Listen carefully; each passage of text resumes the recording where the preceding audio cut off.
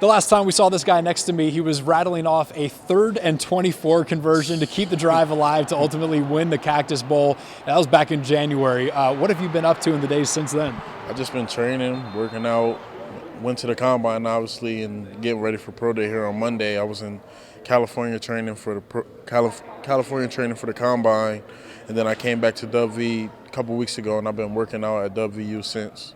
Now, I'm going to have put a graphic up there when I introduced you, but I didn't say that this is Wendell Smallwood if you don't recognize the guy already. This decision to leave West Virginia a year early, what went into it? How did you ultimately decide, you know what, what's best for me is to go ahead and pursue that lifelong goal, I'm sure, the dream of being in the NFL? I think it was one of the most taking the most toll on me of my life.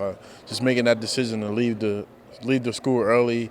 I mean, I got with my parents, I got with my family, I talked to the coaches a lot, and I got the feedback from the NFL, and I felt as though I was ready to go pro and ready to go play and live my dream in the NFL. So that was ultimately the decision in me leaving, but I don't regret it, but I'm definitely going to miss WVU. It's one thing to see yourself against other college athletes when you're playing a football game, but when you go to that job interview at the Combine, how did you feel like you stacked up? What did you learn about yourself, maybe compared to the competition, the other players who are vying for that spot?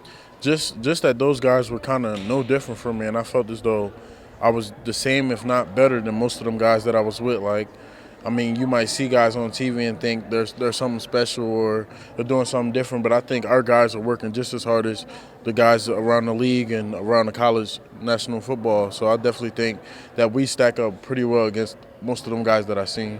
Talking to you after your freshman year, we talked so much about what did you learn from a guy like Charles Sims. Do you still talk to him? Do you talk to some of the guys who came before you, friends of yours, I'm sure, maybe not even from West Virginia, who are now at the pro level, and what do they tell you, sort of what to expect? I definitely talk to all our pro guys. I hang out with them.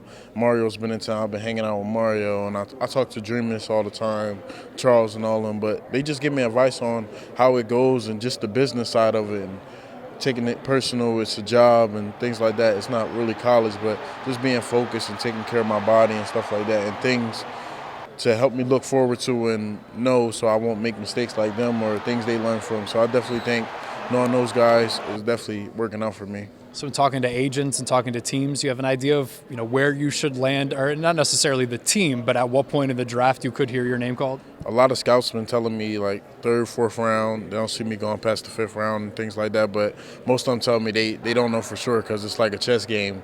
You could go anywhere, it could go anyway. So I'm not really expecting anything, just can't wait to finally be in the NFL and playing. I know the hand injury hampered you from being able to be the receiver that you necessarily wanted to be last year for WVU, but that helped you in a lot of ways as far as being a running back. Your experience, though, catching the ball out of the backfield, the multitude of ways that Dana Holgorsen used you in his offense, how is that going to help translate to you being a versatile player in the NFL? I think that's what makes me most valuable to these teams.